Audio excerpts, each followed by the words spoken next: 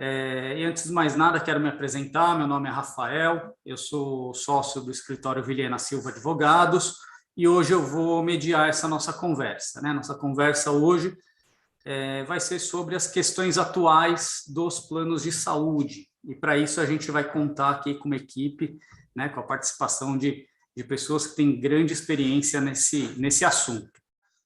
Nós temos aqui, então, conosco 4 convidados, né? A doutora Renata Vilhena Silva, que é a sócia fundadora do escritório Vilhena Silva. A doutora Renata Vilhena já atua há mais de 20 anos na área do direito à saúde e vai participar do webinar conversando com a gente sobre diversos assuntos. Também o Luiz Eduardo Hallenbeck, que é administrador com experiência no mercado financeiro adquirida nos bancos Garantia e Pactual, é sócio responsável pela área comercial e consultoria financeira da Hallenbeck Seguros. Também está com a gente o Eduardo Saboia, que é corretor de seguros há mais de 35 anos, atuando em todo o mercado de seguros. Mas ele tem destaque no ramo de seguro-saúde, focando sempre no atendimento e no pós-venda.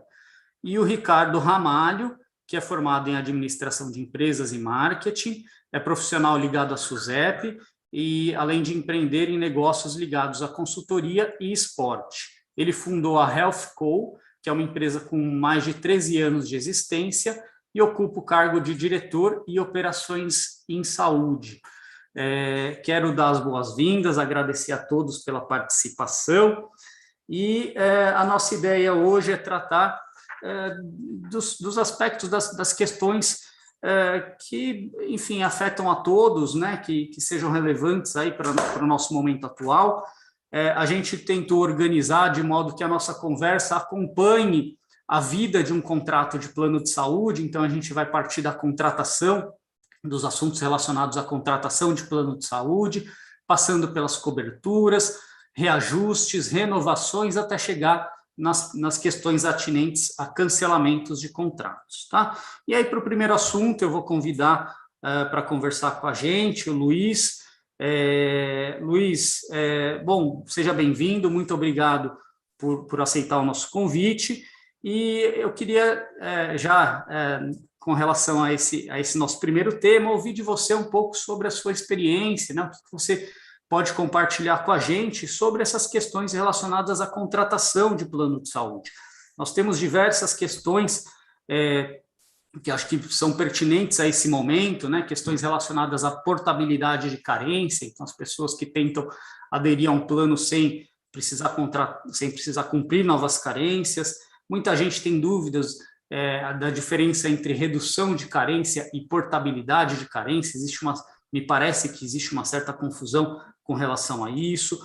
Nós temos novos planos entrando no mercado, né, produtos novos, individuais, que ainda são desconhecidos para muitas pessoas. Acho que se você puder trazer um pouquinho dessa sua experiência com relação a isso, e as principais dificuldades que você vê na contratação, que os consumidores eventualmente enfrentam na contratação de planos de saúde, principalmente idosos ou pessoas que têm questões aí, doenças pré-existentes, né? Como que o mercado tem se comportado em relação a isso? Queremos te ouvir, Luiz. Obrigado, Rafael. Obrigado, Renata. Obrigado, time. É um prazer estar aqui e poder contribuir com vocês, seus convidados. E é sempre bom poder falar um pouco sobre isso. Eu vou falar minha experiência. Não acho que é o certo ou errado, mas o que deu certo e qual a minha visão. Eu sou muito pragmático, direto ao assunto. Eu vou tentar expor aqui de uma maneira bem simples e direta. Tá? Primeiro, sobre portabilidade, é uma regra relativamente nova no mercado. As dificuldades que a gente está tendo é o seguinte: muita gente confunde, vou abrir um plano pequeno e média empresa amanhã e quero fazer a portabilidade. A gente não consegue fazer isso, porque a priori a portabilidade tem que estar entre planos abertos. Então você consegue fazer a portabilidade do seu plano empresarial, da empresa que você trabalhava, para uma situação de classe, que são planos abertos. Já para um plano que não existe ainda, que você quer dar entrada, o corretor não tem como auxiliá-lo nisso. Então, na colocação de um plano novo via portabilidade. você consegue abrir um plano novo com algumas vidas e depois pedir portabilidade. Em relação à portabilidade para os planos de associação de classe, a nossa experiência não é boa, por mais que o corretor tente ajudar o segurado, principalmente com a Qualicorp, você não consegue fazer nada online, a solicitação não anda, e a Qualicorp exige a presença física do solicitante no escritório deles.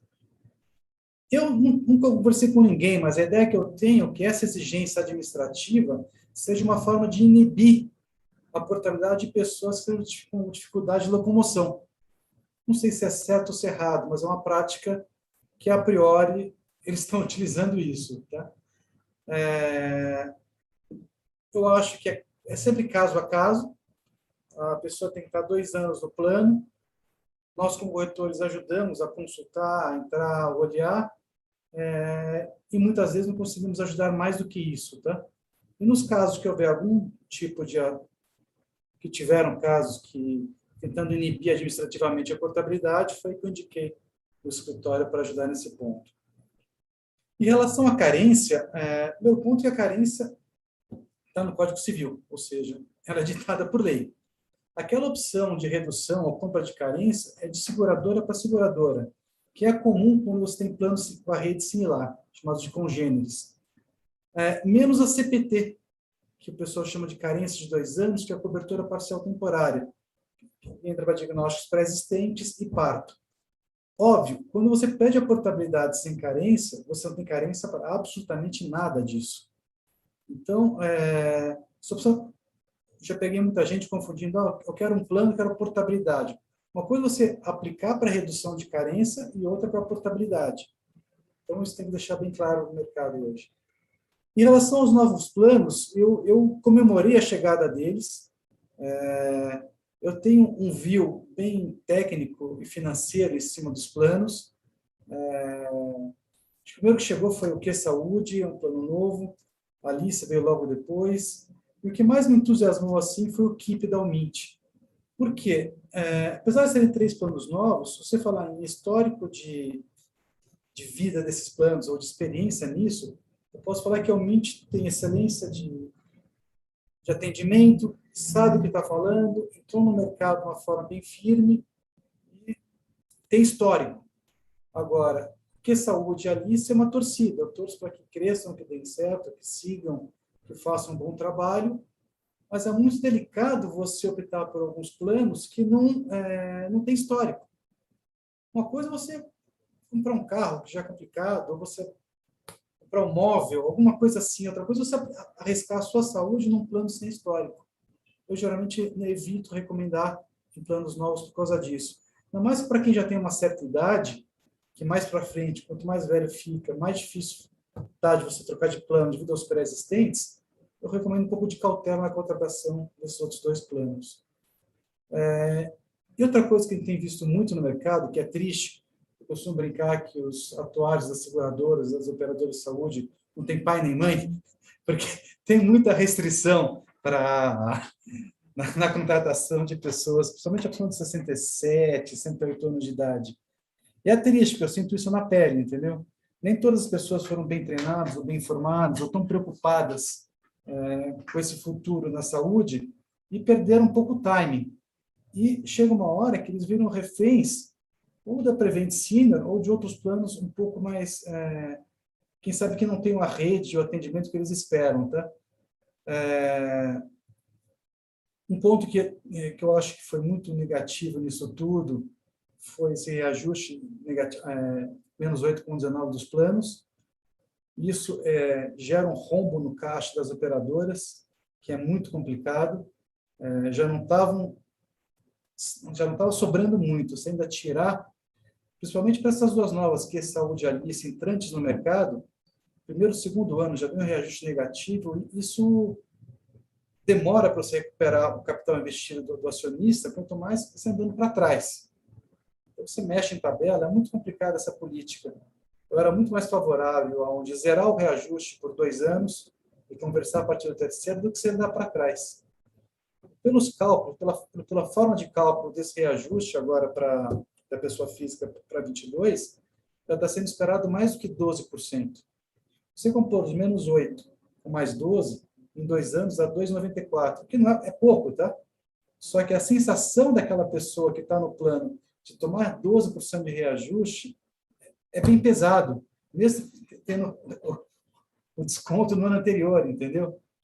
E é isso. Agora tem mais 2 papas na área, o Ricardo e o Eduardo, que podem complementar o que eu falei. Legal, Luiz. Deixa eu te perguntar aqui enfim, uma dúvida que chegou aqui para a gente, do Pedro. Keep Saúde, é tranquilo fazer a portabilidade? Você tem experiência com essa empresa, Luiz? Você pode comentar alguma coisa sobre isso? Então, eu não tenho experiência ainda com portabilidade para Keep. É um plano que foi aberto para os corretores tem, acho que, 3 meses. O que eu percebo muito na Keep, assim como eu vejo nas tabelas da Alice, eles têm umas tabelas muito agressivas até 35 anos de idade. E não vi portabilidade ainda. Eu sei que você pode solicitar, me disseram que manda a documentação que eles fazem, mas não acompanhei. Outro ponto que eu achei que eu lembrei agora, que é bem importante nesse critério dos planos novos, eu sei que eu tenho um meio técnico, mas vou tentar levar um pouco de conhecimento disso. Eu vejo eles como o futuro da saúde nos mercados, tá? Há muitos anos atrás, teve um sucesso que foi na África do Sul, que o mercado estava semelhante ao nosso, onde eles começaram a negociar pacotes. Então, em vez de ser conta aberta, ou fee for service, na hora que o paciente entrava no hospital, começou a ser negociação de pacotes. Isso tem um resultado muito positivo na África do Sul. Depois caminhou um pouco para os planos empresariais. Ficou bem nítido quando o Oswaldo Cruz comprou o Hospital Santa Helena, da Unimed, e transformou o Oswaldo Cruz Vergueiro, que não tem emergência, é só pacote, só as cirurgias eletivas.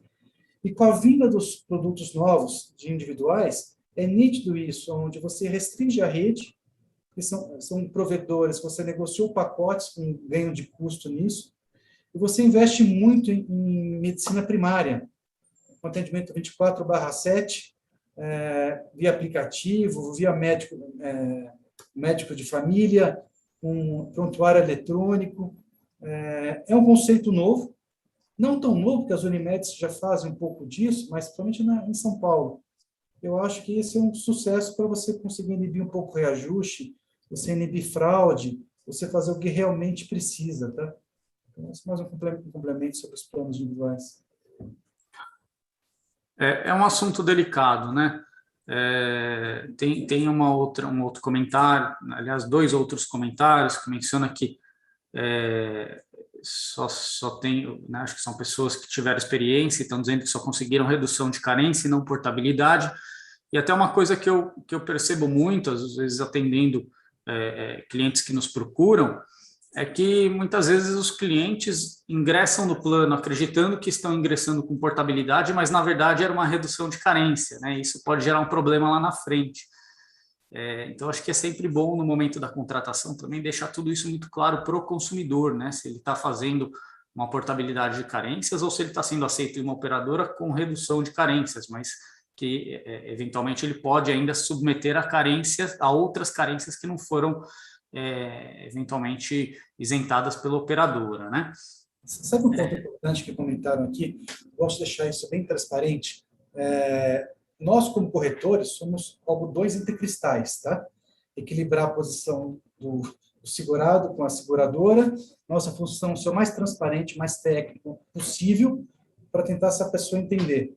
Apesar de ter muitos clientes que não querem entender, querem só preço e ter a maior cobertura possível. Mas a carência é ditada por lei. Então, se a operadora, a seguradora vai reduzir ou não a carência, é um desejo dela. Se ela vai aceitar aplicando carência, tem mais 58, é que, pelos cálculos matemáticos da seguradora, ela viu que esse é um público que traz mais despesa para ela. Então, ela aplicando carência, ela consegue aquele equilíbrio. Outro ponto que eu coloco muito em reunião é o seguinte: a seguradora não é o governo, não é o SUS. Atrás dela tem acionistas. Para mim, são loucos de entrar nesse mercado. Tá? Eu nunca investiria nesse mercado. Eu tiro o chapéu para esses caras. Mas assim, a boa-fé impera a relação entre as partes. A hora que você discutir a boa-fé, se teve uma má-fé da operadora, você vai para um advogado. mas eu acho que tem muita reclamação que a pessoa não pensa que na mesa lá de lá tem um empresário, tem um acionista que entrou no mercado e não entrou para te enganar. É que é muita regra, muita condição muito grande e acaba gerando distorções. Mas boa parte das reclamações é mais por falta de entendimento do usuário do que a má-fé explícita das seguradoras. Não sei se você faz isso. Isso para você é todo dia, né, Rafael? Não, acho que é um bom ponto de vista, né? Até para tentar deixar claro, né, para uma das perguntas aqui é sobre essa diferença de redução de carência e portabilidade. Então, quer dizer, a portabilidade é uma regra, né? Tem uma resolução normativa da ANS que trata sobre a portabilidade e quando o consumidor faz a portabilidade, ele entra numa nova operadora sem carências que ele já cumpriu na operadora anterior não podem ser exigidas novamente na nova operadora, diferente da redução de carência. A redução de carência é uma faculdade da operadora. Algumas operadoras, para poder colocar o serviço de forma mais atraente, oferecem uma redução nas carências para que os consumidores contratem, né? Mas não isenta totalmente o consumidor de carência. Eu acho que já foi bem esclarecedor, a gente conseguiu abordar já alguns assuntos relativos à contratação, e aí eu queria já avançar um pouquinho para o próximo tema, e para isso eu quero convidar a doutora Renata Vilhena para falar com a gente sobre cobertura, né? Especificamente sobre negativas de cobertura. Esse, aliás, é o principal tema que leva o consumidor ao judiciário, e nós temos atualmente várias discussões relacionadas a isso, né? Nós temos aí o rol da ANS em pauta, né? É um assunto que está em evidência. Medicamentos quimioterápicos de uso oral, que chegou a ter um projeto de lei que acabou sendo vetado, a questão da pandemia, da Covid, né? Que gerou também muitos debates sobre coberturas dos planos de saúde, tratamento fora da rede, e até essa questão de tratamentos em hospitais que têm rede própria, né, e que se questiona muito a autonomia dos médicos. Agora, em evidência, esse caso aí da Prevent Senior. Se você puder conversar com a gente, Renata, vai ser um prazer. Muito obrigado. Olá, boa noite a todos. Obrigada, Rafael. Obrigada, Luiz, Ricardo, Eduardo. Muito bom estar aqui com vocês. Só queria, antes de começar a falar da cobertura, com relação à portabilidade, que isso eu acho que ninguém falou, tem que ter uma compatibilidade entre os planos. Se não houver compatibilidade de preço, de cobertura, não é possível fazer a portabilidade. Então, você tem um plano enfermaria, Unimed, regional, você não vai conseguir fazer uma portabilidade para o MINT com direito aos auxílio libanês. E para ver essa compatibilidade, tem um guia no site da ANS, que aí você pode digitar, incluir os dados do seu plano, fazer essa pesquisa para ver quais planos de destino você consegue exercer a portabilidade. Então, isso é importante, porque não dá para mudar para qualquer plano. De repente, você cumpre carência de 2 anos num plano básico, barato, e pretende fazer portabilidade para um plano muito caro. Isso não é possível. Tem que estar dentro dessa regra de compatibilidade de carências, tá? Passado esse ponto, né, de ingresso no plano, ou com redução de carência, ou via portabilidade, aí o usuário vai ter que ver as coberturas, né? O que ele tem direito. De acordo com a lei dos planos de saúde, o usuário tem direito a cobertura de todas as doenças que integram o CID, o Código Internacional de Doenças. Então, para todas essas doenças tem que ter cobertura do plano de saúde. Só que, ao publicar essa lei, entrar em vigor, foi criada também a Agência Nacional de Saúde. E a Agência Nacional de Saúde criou um rol de procedimentos obrigatórios. Então, você tem direito à cobertura de todas as doenças, mas não todos os tratamentos que aquelas doenças que existem, os tratamentos no Brasil.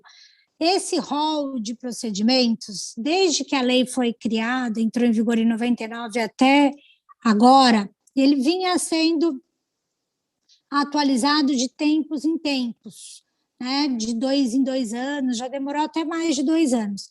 Agora, esse ano, entrou em vigor uma nova resolução, entrou em vigor não, essa resolução entra em vigor o mês que vem, a partir de outubro, que dispõe sobre a atualização do rol. E de acordo com essa nova resolução, agora esse rol vai ser atualizado de 6 em 6 meses. Tá? E também ele traz uma série de requisitos e de procedimentos para que o consumidor, a sociedade, possa participar da inclusão, do pedido de inclusão de novos procedimentos. Mas, como esse rol ele é muito restrito e muitas vezes demora para ser feita essa atualização, existe uma grande demanda judicial para obtenção de tratamentos e medicamentos não incluídos no rol. Sempre a justiça, desde quando eu comecei a advogar, desde essa época que a lei entrou em vigor, a justiça tem entendido que esse rol ele é exemplificativo, que é um exemplo do que tem que ser coberto, que é uma cobertura mínima, mas não é porque não está descrito no rol que o tratamento não tem que ser coberto. Por exemplo, a quimioterapia via oral. O rol prevê uma série de medicamentos com cobertura de quimioterapia via oral, mas tem outros tantos que são aprovados pela Anvisa, já comercializados no Brasil, com eficácia comprovada e que não estão no rol ainda. Então, esses medicamentos têm que ter cobertura, sim, do plano de saúde. Tá? Agora, mais recentemente, até essa semana, começou a ser julgado um recurso no STJ para tentar unificar e dar um parâmetro melhor para essa questão do rol de procedimentos. O julgamento já está suspenso. Existem algumas decisões já dizendo que o rol, sim, é exemplificativo e não exaustivo. Então, a gente está nessa expectativa e, enquanto isso, as pessoas que têm buscado a justiça para conseguir tratamentos que não estão incluídos no rol têm conseguido. É importante lembrar que a gente só consegue medicamentos e tratamentos aprovados pela Anvisa, porque até antigamente a gente até conseguia brigar na justiça por medicamentos importados, mas tem uma decisão, tanto do STJ, que diz que medicamento importado não é obrigatoriedade dos planos de saúde. Então, a gente ficou assim, isso ficou mais difícil mesmo de conseguir na justiça. Então, só com relação aos medicamentos já nacionalizados, tá? Então, essa nova resolução entra em vigor e promete uma atualização mais rápida do rol de procedimentos, mas sempre lembrando que a justiça entende que não é porque está no rol que não tem que ter cobertura, tá? Eu queria dizer também para vocês com relação à cobertura de quimioterapia via oral. Hoje, o paciente só tem direito à quimioterapia via oral se o medicamento que ele precisa está incluído no rol de procedimentos da ANS. Se não houvesse inclusão no rol, ele não tem direito. Foi criado um projeto de lei, mas esse projeto de lei foi vetado pelo presidente da República, pelo Bolsonaro, que incluía na lei, um artigo incluindo na lei que toda quimioterapia via oral tem que ser coberta. Mas é óbvio que tem que ser coberta, porque se o medicamento está no Brasil, foi autorizado pela Anvisa, tem uso prescrito em bula e o plano tem que cobrir quimioterapia, como é que não vai cobrir todo e qualquer medicamento via oral? Mas, infelizmente, por enquanto isso está suspenso, ainda o Congresso pode votar, né, sobre a continuidade desse projeto de lei, mas, por enquanto, ainda os pacientes oncológicos precisam recorrer à justiça para conseguir um medicamento que não consta no rol. E é importante lembrar também que, além de constar no rol, a utilização tem que ter uma diretriz de utilização, tem que ter uma DUT. Então, hoje mesmo eu atendi uma cliente que ela precisa de um medicamento para câncer de ovário. mas a diretriz de utilização foge ao caso que ela precisa. Então, ela tem que ter feito quimioterapia prévia, tem que ter metástase, tem uma série de requisitos médicos para que, mesmo incluído no rol, o procedimento seja autorizado. Mas a justiça também, nesses casos, entende que o médico do paciente tenha uma opinião soberana, se ele tem uma justificativa, se tem indicação médica, o medicamento tem que ser coberto, tá? Vou falar também aqui para vocês um pouco sobre Covid. Quais os problemas que a gente recebeu, que a gente enfrentou lá no escritório com relação a pacientes com Covid. O que mais a gente viu, assim, desde o começo da pandemia, foi pacientes precisando vir de outros lugares, de outras regiões do Brasil, se tratar em São Paulo por falta de vaga ou falta de condições de tratamento. Então, a gente atendeu muitos pacientes do Norte, do Nordeste, de toda a região, né, do Brasil inteiro, precisando vir para São Paulo para arcar, que o plano arcasse com tratamento aqui. Foram contas muito altas mesmo, porque pacientes que precisaram usar aquela tecnologia ECMO, né, que é aquele pulmão artificial, até que o ator Paulo Gustavo usou, então, e contas muito altas por internações muito demoradas. Tá? Para conseguir esse tratamento fora da rede credenciada, fora da área de abrangência, tem que ter uma prova muito firme, consistente, de que realmente não tinha condições, não tinha vaga na cidade, que o paciente não tinha condições de se tratar lá. Se a gente não tiver essa prova, é muito difícil conseguir essa cobertura, né, fora dos limites contratuais. Então, isso até hoje a gente tem bastante, muitos pacientes que acabam falecendo e ficam dívidas assim, de milhões nos hospitais aqui de São Paulo, tá? Sem ser paciente de Covid, a gente tem também sempre tem, isso desde sempre. São Paulo é uma referência em tratamento, em rede hospitalar, pacientes que têm problema no tratamento na sua cidade de origem precisam vir para São Paulo. Então, só se houver uma falha no tratamento, só se ficar provado que realmente a rede credenciada não teve condições de arcar com esse tratamento. Porque se eu tenho um plano do Unimed, do interior, enfermaria, é muito difícil eu conseguir um tratamento no Sírio-Libanês ou no Einstein, né? Porque a pessoa paga um plano mais barato e está procurando atendimento no hospital mais caro.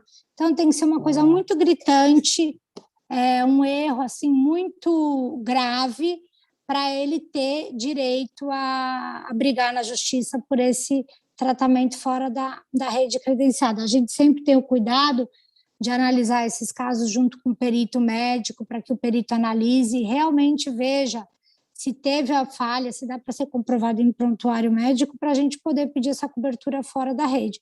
Mas se a pessoa mora no interior ou mora no Nordeste e pretende vir para São Paulo se tratar, né, se ela se consulta com médicos em São Paulo, o ideal é que ela faça um plano nacional que tenha direito aos hospitais que ela usa, senão ela vai ficar com um plano de saúde que ela está achando que ela está pagando pouco, está economizando por menos, mas quando ela vai precisar, vai ter que vir para São Paulo e vai ter que gastar tudo particular. Aí não vale a pena, né? É melhor você contribuir mensalmente com um plano de saúde que você sabe que vai te socorrer numa situação grave de doença, né? De um câncer, de um problema, né, neurológico, cirúrgico. A gente não paga o plano de saúde para ir numa consulta ali do dia a dia, né? Fazer um exame de sangue. A gente sempre, eu pelo menos, né, me preocupo com a situação grave, de realmente, de uma urgência, você ter certeza que você vai ser bem atendido. Muitas pessoas acabam gastando muito dinheiro porque tem um plano que não dá a cobertura que ela necessita, né? Que mais? Com relação a esses planos novos, eu tenho escutado esses que o Hallenbeck comentou, que é saúde, é Alice. Essas pessoas elas estão procurando um plano individual que dê direito a bons hospitais, como Sírio e Einstein. Esse tipo de cliente que quer Sírio e que quer Einstein e quer esse plano individual, ele não gosta de passar pela rede própria primeiro, né, por esse médico da família. É um público que ele já tem os médicos dele, os hospitais dele.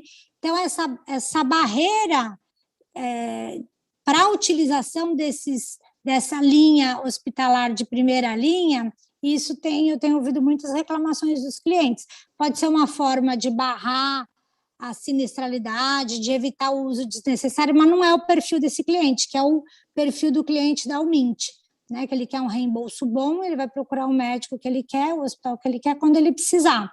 Então, eles estão tratando um cliente da mesma forma que eles tratariam, por exemplo, os clientes que pagam Prevent Senior, que é um plano bem mais barato, né? Isso, eu acho que está tendo esse problema de utilização.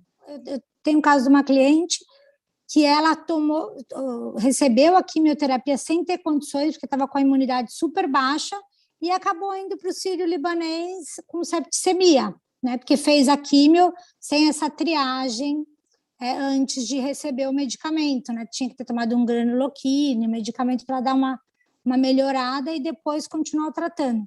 E aí, tudo que você economizou pagando um plano de saúde mais barato, você acaba pagando caro numa internação dessa particular. Então, muitas pessoas, né, falando, é ótimo, é isso, só tem elogios, mas às vezes a pessoa não ficou doente realmente, né? Teve uma necessidade, né, de um tratamento sério e complexo. Porque quando isso acontece, lógico, né, com exceções, muitas vezes o paciente acaba tendo problema. Então, assim, para você ter um plano de saúde bom, vai ser mais caro, não tem jeito, né? Tudo que é mais barato, o atendimento é ruim, acho que não existe milagre, mas desde que você está se propondo a tratar, se você diz que você consegue tratar aquela pessoa com R$ 1.300 por mês, você tem que dar um atendimento digno, não com luxo, mas você tem que tratar direito, né? Senão esse produto não pode estar no mercado, né? A gente não está querendo hotelaria, mas tem que tratar com dignidade, né? Então, se a conta não fecha, então não pode estar no mercado. Mas, assim, com relação à cobertura, né, de doenças, sempre era isso que eu tinha para falar. Sempre a queixa número 1 é dos pacientes oncológicos, né, que sempre precisam brigar na justiça, e agora, em tempos de pandemia, muita cobertura ligada ao Covid também, nessa esfera que a gente recebeu esses pacientes aqui no escritório. É isso, vou passar para o meu próximo colega agora. E você deve ter pergunta, né, Rafa? Não, foi muito esclarecedor.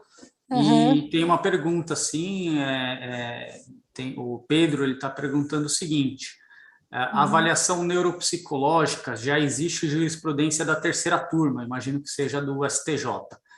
Não seria, então, possível obter essa cobertura, né, pelo plano de saúde, sem precisar acionar a justiça?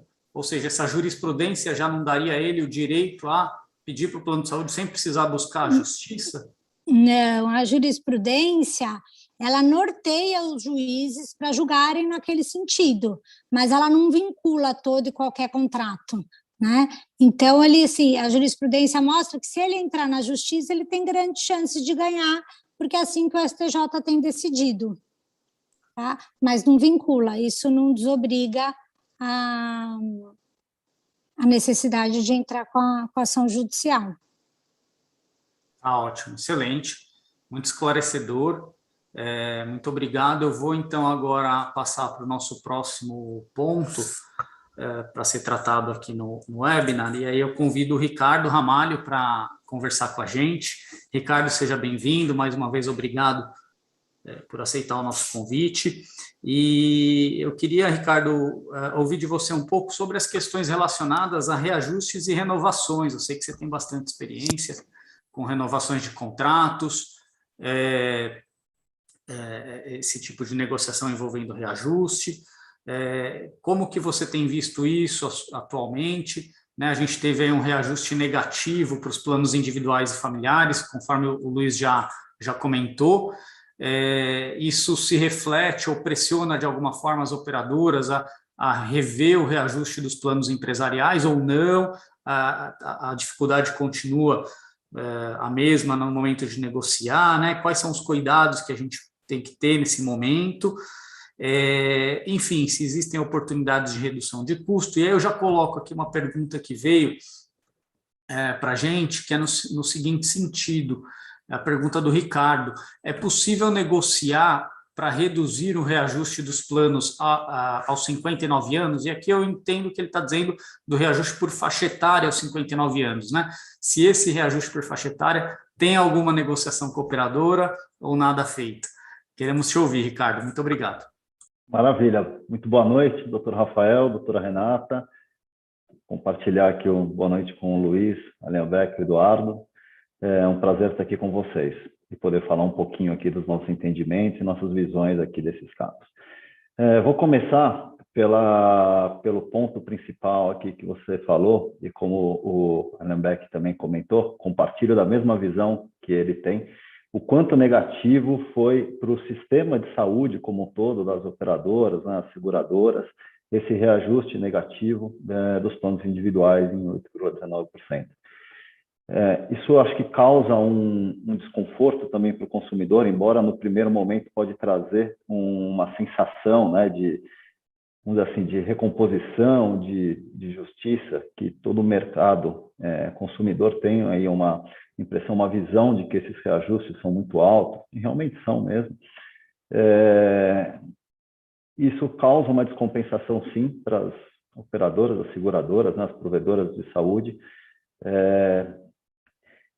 principalmente em relação à dificuldade que a gente tem hoje de contratar um plano pessoa física. Os grandes players do mercado não operam mais com esses produtos, justamente porque ele tem uma divisão na hora de ser determinado o reajuste entre os planos empresariais e os planos de adesão também. Por quê? Os planos individuais, as pessoas físicas, são regulamentados pela Agência Nacional de Saúde, o seu reajuste, são determinados pela ANS. E os planos empresariais, assim como os planos por adesão, eles são reajustados ou por pool, caso dos planos de adesão, onde entra a inflação médica e mais os excedentes ali do ponto de equilíbrio, né, dos contratos. E nos planos empresariais temos duas classificações. Então, os planos até 29 vidas têm um reajuste por pool também, já determinado por cada provedora, né, de saúde, e os planos empresariais acima de 100 vidas ou 200 vidas, dependendo como cada provedora de saúde, aqui de serviço de saúde, trabalham, eles têm um reajuste por utilização da sua carteira própria.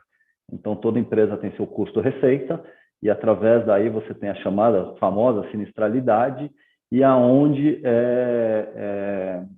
colocado de acordo com a performance financeira dos contratos, um reajuste de cada contrato especificamente falando. Difícil você entrar com um reajuste pessoa física, um desconto para esse ano, e você falar de um reajuste por adesão ou empresarial, vamos colocar a empresa até 29 vidas, na faixa aí de 10% a 15% normalmente, alguns um pouco menos, outros um pouco mais. Isso causa uma confusão na cabeça do consumidor, isso causa uma desconfiança também, aumenta em relação à postura das provedoras, né? Entendo que esse reajuste pessoa física foi mais uma decisão política do que uma decisão por resultado mesmo. A gente viu que no primeiro momento da pandemia, as frequências de utilização, não vou colocar valores de utilização, como a doutora Renata colocou, teve internações aí prolongadas, com técnicas extremamente caras e contas altíssimas. Eu mesmo, na minha carteira, vivenciei contas aí acima de R$1 milhão de casos de Covid. Agora, as frequências, né, os níveis de consultas, de exames médicas caíram. Então, isso não necessariamente significa que os valores, né, os ganhos das seguradoras foram maiores. Em determinados momentos, em determinadas operadoras, até acredito que sim, mas isso não quer dizer, isso não se reflete para o mercado como um todo. Então, é algo que causa aí também um desconforto para o consumidor como um todo. Em relação aos planos por adesão, assim como os planos empresariais até 29 vidas, eles têm aí uma similaridade na recomposição financeira, nos reajustes, que aí é analisado toda a carteira de cada operadora ou seguradora, e ali você tem um custo-receita, colocando também o VCMH, né, que é a inflação médica, também conhecida, e os excedentes, para você poder chegar a um valor final desse reajuste. Então, cada carteira de cada seguradora ou operadora, elas têm ali um índice que eles chegam para a recomposição desses valores. Então, esses reajustes são tratados dessa forma. Também os planos empresariais, empresas maiores de 100, 200 vidas, em média, ali eles têm um reajuste determinado pela sua carteira, especificamente falando.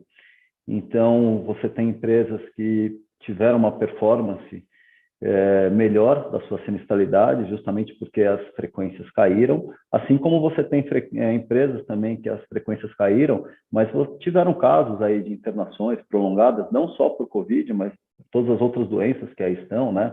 Os casos oncológicos, os casos cardiológicos, que causaram aí também grandes custos. E na pandemia também nós notamos que muitos pacientes, aí, tanto oncológicos como cardiopatas também, nós vimos, deixaram de procurar os hospitais nos primeiros sinais ali de algum agravamento da sua patologia para evitar um contágio de um COVID, e quando chegaram nos prontos-socorros, já estavam com uma condição da sua patologia ali mais grave, e automaticamente, muitos casos já foram direto para a UTI, já tiveram que fazer cirurgia de emergência, isso também causaram um aumento de custo. Então, nós vimos alguns casos como esse. Falando um pouquinho das negociações ali que entram em contato, nas empresas menores, empresas até 29 vidas, há pouco tempo atrás, estou falando há 2 anos atrás, basicamente, você estava sendo reajustado pelo pool e não tinha uma abertura para negociação. Hoje em dia, a gente começa a ver, embora a regulamentação do setor diz que os reajustes são únicos para aquela carteira, a gente nota que as apólices ali que têm uma performance melhor, sim, conseguem ter uma flexibilização. Isso está começando a gente começa a ver essa abertura. E as empresas maiores, aí é uma briga um pouco maior. A gente vê aí reajustes na faixa de 50%, 60%, 80% nos casos que tiveram um índice de sinistralidade muito alto. Esses reajustes, nesse momento, envolvem outras áreas da nossa corretora, né? Nós somos corretores, a gente acaba, muitas vezes, primeiro, tendo entendimento médico do que foi, quais foram esses casos que levaram a essa alta da sinistralidade. Esses casos são pontuais, são recorrentes, foi uma internação de Covid, que ela está solucionada e não há custos recorrentes. São casos, uma cirurgia de coluna de alto custo, casos, ou por exemplo, um tratamento oncológico de longa permanência e de alto custo. Então, esses pontos têm que ser muito bem avaliados. Principalmente, a gente tem que entender se esses casos são pontuais ou se esses casos são recorrentes. Quando o caso é pontual, e aí a gente envolve também outro setor da empresa, que aí é a nossa área comercial, que ela entra e a gente faz uma análise de mercado para ver como as outras seguradoras analisam aquele risco. Então, em uma seguradora onde o risco aconteceu, né, o custo ocorreu, aquele custo está lá. Então, a seguradora vai querer recompor aquela perda pelaquele momento. E uma seguradora nova não teve aquele custo, entende aquele caso como pontual e vai precificar de uma maneira mais agressiva. Então, muitas vezes, essa negociação, esse entendimento ajuda as empresas, ajudam os clientes aí a conseguir negociações melhores. Por outro lado, quando a gente está nessa negociação, a gente procura evitar que aconteça também uma troca. Os clientes, né, os pacientes já estão acostumados com aqueles médicos, já estão acostumados com aquela rede credenciada, e essa troca a gente entende que ela não é positiva para o usuário final. Mas muitas vezes a gente é induzido, forçado a ter que fazer uma troca, justamente por não conseguir chegar a um consenso na negociação. Ou, quando a gente consegue uma melhor negociação, a gente encontra em algumas seguradoras querer atrelar aquele contrato a um período de permanência maior. Por exemplo, eu vou conceder um desconto, eu entendo que esse caso é pontual, mas eu quero um período de 24 meses para recompor o meu prejuízo. E a gente tem que tomar muito cuidado que isso não vire uma bola de neve e algo também, uma situação muito difícil de sair o cliente, porque aí todo ano você tem que ir estendendo esse contrato e você acaba tendo que tomar cuidado para não ficar refém também de uma situação, de uma bola de neve muito difícil de sair. Então, essas são aí situações e condições que a gente vem encontrando atualmente no mercado, nas renovações. As renovações estão cada vez mais técnicas, entendo que tem que ter um entendimento muito profundo dos casos que levaram àquela alta da sinistralidade, né, aquela alta do custo, para que a gente consiga fazer essas negociações da melhor forma possível e da forma mais justa possível também. Eu acho que a gente tem que trabalhar para um equilíbrio do mercado, mas a gente tem que tomar muito cuidado, porque a recomposição contratual ela é muito agressiva e poucas empresas têm condição hoje de arcar com essa situação de altos reajustes na faixa aí de 30%, 40%, 50%, 60%. É comum a gente ver isso e é muito difícil para os empresários, né, principalmente os empresários que eu coloco, que são os usuários aí de planos por adesão, entenderem como um plano pessoa física tem um desconto de 8% e 19% e como o meu plano, sendo empresário, vou conseguir ter um reajuste, absorver o reajuste na faixa de 40%, 50%, 60%. Então, isso causa uma confusão e até mesmo uma revolta nos usuários, e principalmente nos clientes que pagam essa conta, né? Então, são situações aí que a gente vem encontrando. É difícil a gente conseguir explicar essas regras todas, né? Imagina, para um empresário que luta para fazer seus reajustes, seus produtos aí nas casas depois da vírgula, e ao mesmo tempo chega uma carta, né? Uma carta simples dizendo que você teve uma alta utilização e você vai ter um reajuste de 50%.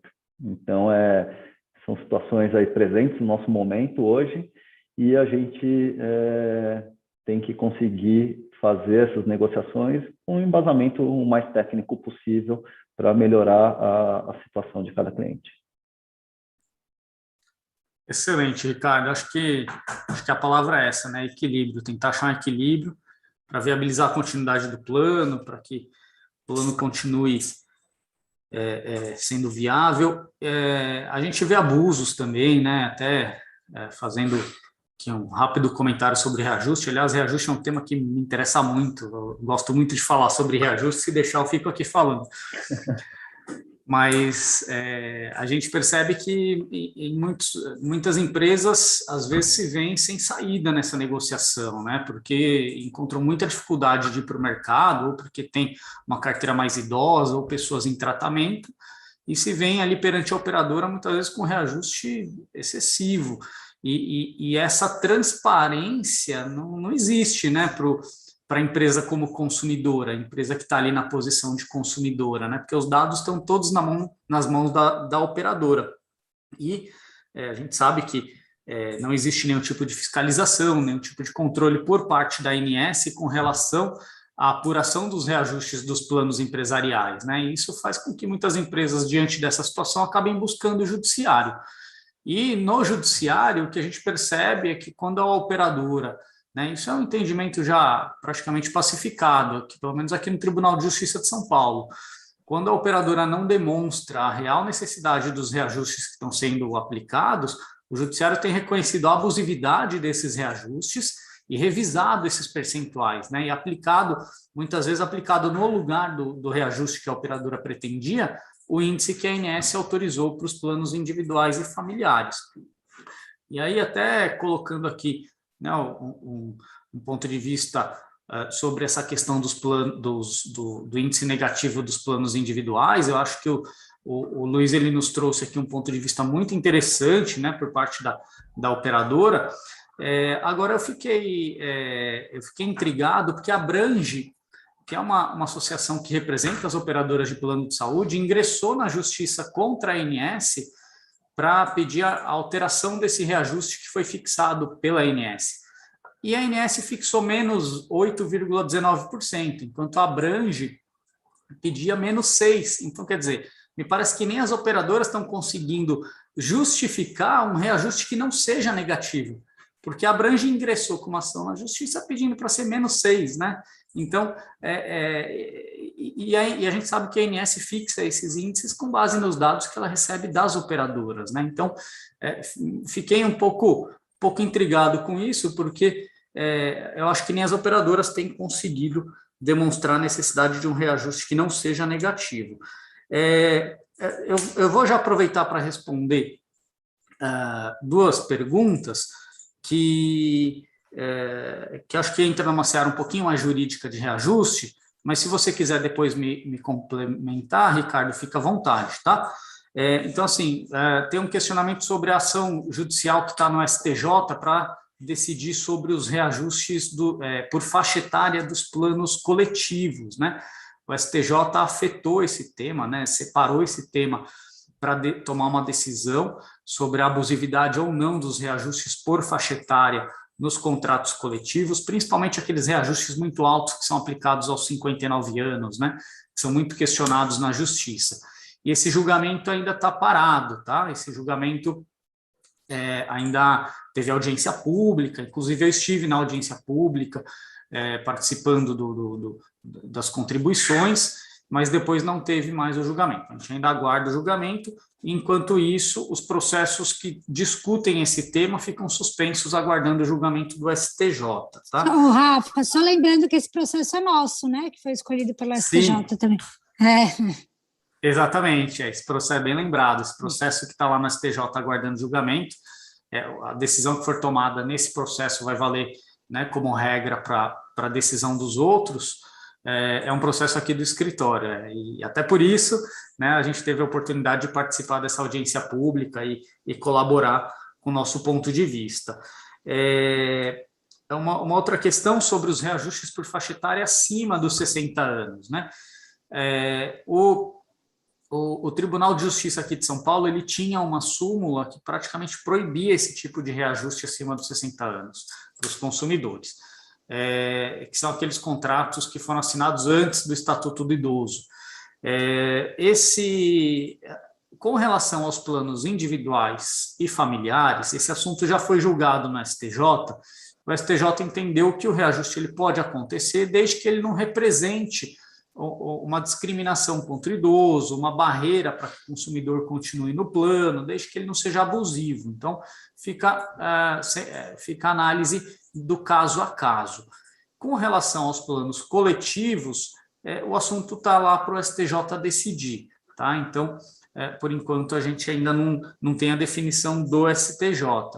Agora, os contratos que foram assinados naquele intervalo entre a Lei dos Planos de Saúde, que entrou em vigor em 99, e o Estatuto do Idoso, que foi em 2004, muitos desses contratos tinham previsão de reajuste por faixa etária acima dos 60 anos, mas eles se submetem à Lei dos Planos de Saúde.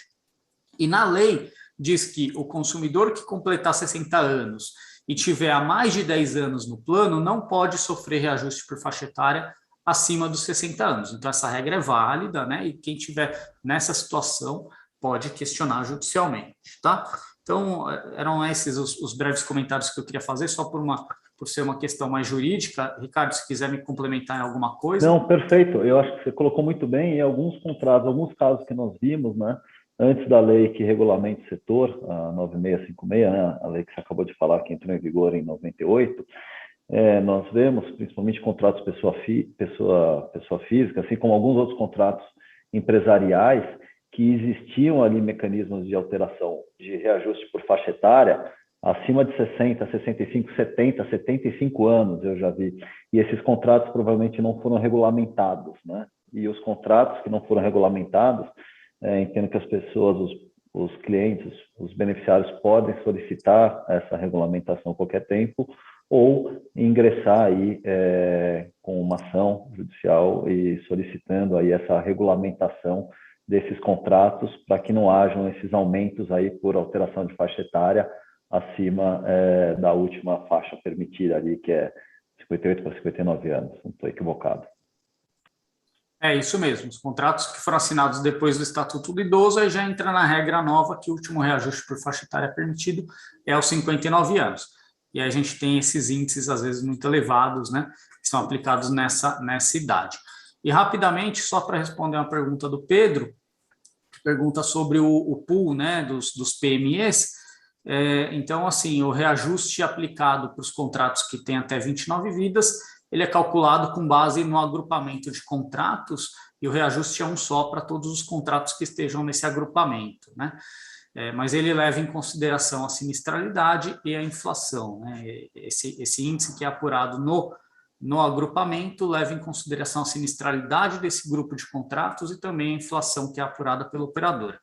Bom, passando para o nosso próximo tema, então, nosso próximo e último tema, para falar, então, do cancelamento de plano de saúde. Aí eu quero convidar o Eduardo Saboia.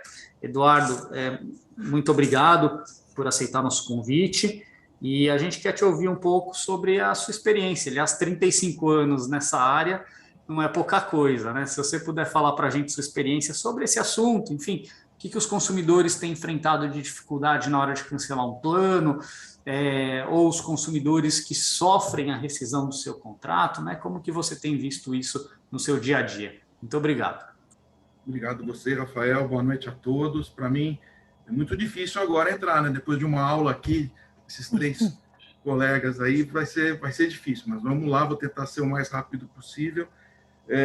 Bom, está muito em voga o cancelamento, porque a gente está vivendo um momento muito difícil, né? Onde todo mundo está revendo seus contratos, seja um PME, seja empresarial, seja por adesão, e com a pandemia, com os reajustes que foram glosados no ano passado, que o governo não deixou aplicar, e aplicar agora parcelado, né, nos contratos, quer dizer, tudo isso está agravando a situação individual de cada um. Então, aumentou muito a procura da pessoa analisar uma opção de troca de plano, né?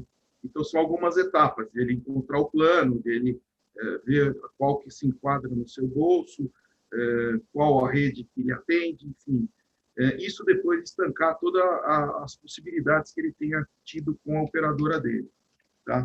O cancelamento não é uma coisa que se fala muito na hora da contratação, até não é muito discutido, e às vezes cai como uma surpresa para o segurado, porque as operadoras exigem um aviso prévio de 60 dias, né?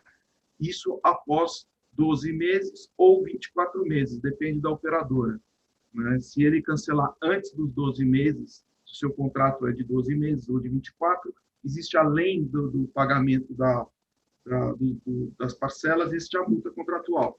Né? Completando os 24 meses, ou os 12 meses, ele paga apenas 2 mensalidades. Né? Ele avisa o cancelamento, o aviso prévio de 60 dias, e paga essas 2 mensalidades e pode sair do plano. Porém, eu aconselho ele só entrar com o seu cancelamento quando ele já estiver aceito na nova operadora, com todas as suas carências ou portabilidade analisadas. Quer dizer, o cancelamento sempre é o último passo que ele tem que dar, já tendo o plano dele contratado de acordo com o que ele procurou aí junto ao seu corretor. Tá? Esse aviso prévio é discutido também hoje judicialmente, né, Rafael? Né, Renato? Então, ele também é passível de judicialização, porque a situação já é complicada. A pessoa não consegue pagar o que está vindo no boleto do mês, e ainda tem que pagar mais 2 parcelas para mudar só daqui 70, 80 dias, fica muito difícil para ele. Né? Então, tem pessoas que não têm condição de pagar e cumprir essa cláusula contratual.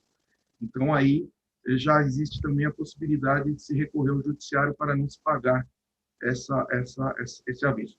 Estou certo, Rafael?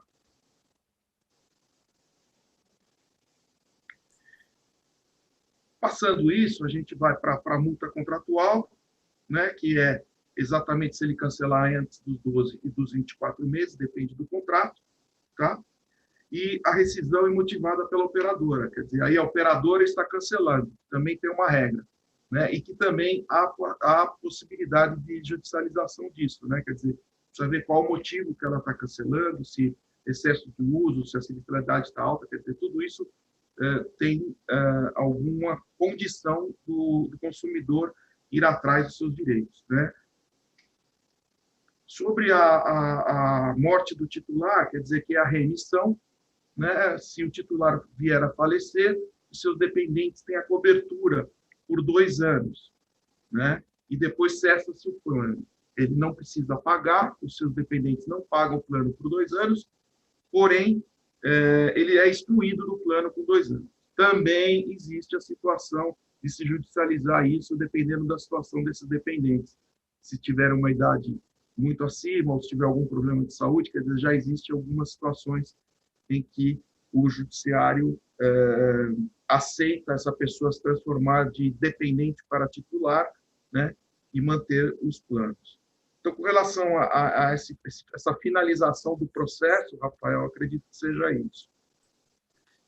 Excelente, Eduardo. Acho que é muito importante, tudo isso que você colocou é muito importante, né? Isso que você comentou das questões de exigência de aviso prévio e multa contratual.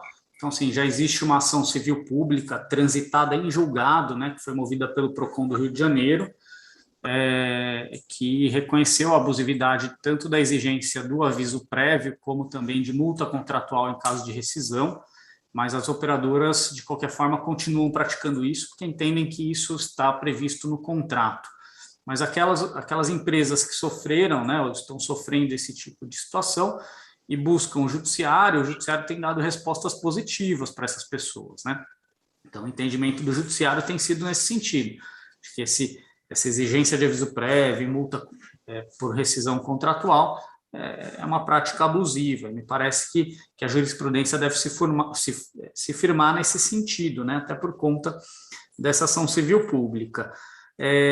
Um ponto que acho que é importante mencionar é que essa questão da rescisão imotivada por parte da operadora, quando o contrato tem 29 vidas ou menos, o STJ já tem praticamente a jurisprudência pacificada de que a rescisão pela operadora de maneira imotivada é abusiva. A operadora precisa dar um justo motivo para rescindir esse tipo de contrato, né? Tem uma pergunta aqui com relação a qual é a posição do judiciário quanto ao downgrade, né? O downgrade, a redução na categoria do plano. E nós tivemos muitos casos aqui no escritório, principalmente durante a pandemia, né? Até pela crise financeira, de pessoas que pediram para a operadora para reduzir a categoria para poder permanecer no plano com um valor mais baixo, e as operadoras se recusaram.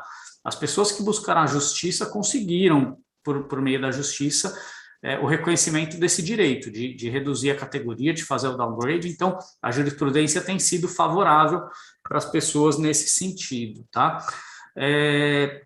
Bom, tem uma pergunta aqui, que na verdade não está relacionada a nenhum dos temas que a gente abordou, mas eu quero só responder rápido, do Arturo.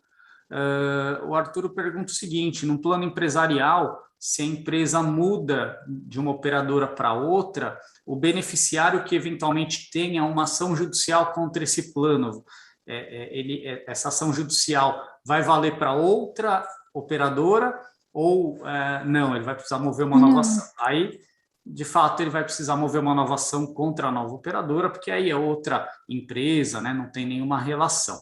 E existe uma pergunta aqui com relação ao plano da Enel com a Vivest, que eu acho que é muito específica, vai ser difícil responder aqui, mas depois eu fico à disposição para conversar com a pessoa que tem essa dúvida, tá? E, bom, antes de encerrar, acho que a gente conseguiu passar por todas as fases aí da vida de um contrato de plano de saúde, acho que vieram muitas informações esclarecedoras, mas eu queria dar 2 minutinhos para que cada um de vocês faça um encerramento, uma consideração final, para a gente encerrar o nosso webinar. Bem, pessoal, obrigado pela oportunidade, por poder falar, poder agregar alguma coisa para vocês. Fico à disposição para qualquer consulta, independente de ganho ou não. Sou apaixonado pela área, gosto das discussões, tudo que está pronto pode ser melhorado. E eu tenho uma profunda admiração pelo Vilhena Silva, pelo trabalho que eles fazem. Muito obrigada, Hallenbeck. E a gente também tem muita admiração por vocês. é muito difícil encontrar assim, corretores sérios, né? Porque tem muita gente que quer, às vezes não explica as coisas direito e acaba vendendo uma coisa que o cliente acha que não tem. Então, acho que é uma relação de muita confiança mesmo, essa do cliente com o corretor. E é muito bom a gente ter pessoas assim sérias e honestas como vocês, que possam ter essa relação de transparência com os nossos clientes também. E foi muito bom, aprendi muita coisa aqui com vocês também. Minha vida toda, né, dedicada, desde que eu saí da faculdade, dedicada ao direito à saúde, né? Eu só sei falar sobre isso mesmo. Meu marido falou, você vai falar sobre o quê? Eu falei, sobre a única coisa que eu sei falar, né? Que é o meu dia a dia, é a queixa dos clientes que a gente tem, e é disso que eu gosto de fazer, e vou envelhecer fazendo isso, se Deus quiser, ajudando meus clientes a resolver os problemas deles. Obrigada, Rafa, você foi ótimo também, foi muito bom, tá? Vamos marcar mais vezes. Queria mais uma vez aqui agradecer, né, a você, doutor Rafael, doutora Renata, também a parabenizar aqui ao Eduardo, ao Luiz, pelas colocações aí muito pertinentes. E o objetivo principal, eu acho que a gente poder trazer saúde aí, né, aos nossos clientes, tanto a saúde física como a saúde financeira, para que eles tenham condições aí de ter a melhor performance nos seus contratos e, consequentemente, na saúde das empresas, que depende aí da saúde dos colaboradores em geral, e as pessoas também físicas estarem aí amparadas de uma maneira legítima pela lei. Então, queria agradecer aí a oportunidade, foi muito construtivo e muito obrigado. Bom, boa noite a todos, foi uma honra para mim, me senti muito honrado pelo convite de vocês. Aqui o lema é: o cliente insatisfeito troca de operadora, mas o corretor fica, entendeu? Então, essa é a nossa briga diária aqui. E publicamente aqui eu posso dizer, vários clientes já indiquei para o escritório, todos elogiaram e foram muito bem atendidos, tendo êxito ou não. Obrigado mesmo. Boa noite a todos. Excelente, muito obrigado. Eu quero dizer que para mim foi muito enriquecedor, foi muito bom ouvir vocês, ouvir as experiências de vocês. Acredito que tenha sido também uma experiência muito enriquecedora e muito esclarecedora, né, para quem está nos acompanhando. E eu quero, em nome do Vilhena Silva, agradecer por vocês terem aceitado o convite, né, e estarem aqui com a gente hoje, dividindo o conhecimento de vocês. Muito obrigado. Obrigada, boa noite. Obrigado, tchau, tchau. Boa noite, obrigado. Tchau. Boa noite.